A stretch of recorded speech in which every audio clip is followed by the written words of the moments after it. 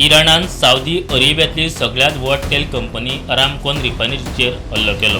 Drone हल्ल्या उपरांत सावदी अरेबियाची सरकारी मालकीची तेल कंपनी अरामकोन सोमारा तांचो सार तनुरा तेल शुद्धीकरण कारखानो बंद केला, अशें सावदीच्या सरकारी टेलिव्हिजनान खबर दिल्या. हाका लागून कच्च्या तेलाचें मोल 9.32% वाडलां. सोमारा राती सावन गैरमातचें थंड जालें. आतां मेरेन 700 मायज इराणी लोकांक मरण आयलां म्हूण इराणाचो दावो.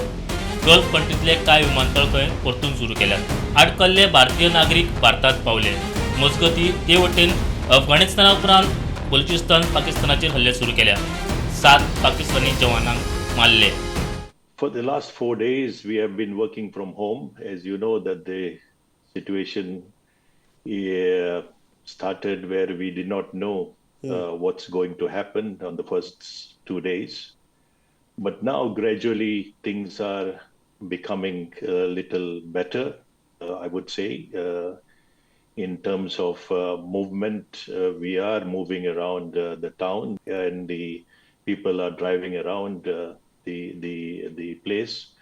The airport from yesterday afternoon, we started having flights. It's limited flights with the schedule operators for now. There are flights late in the evenings also. What is the situation with the people who are stranded? Everybody is saying that they are being taken care of. Government is completely supporting them.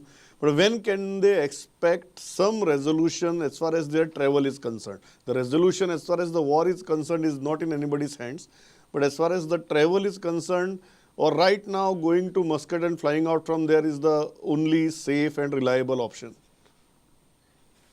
I would not say that that is the only safe and reliable.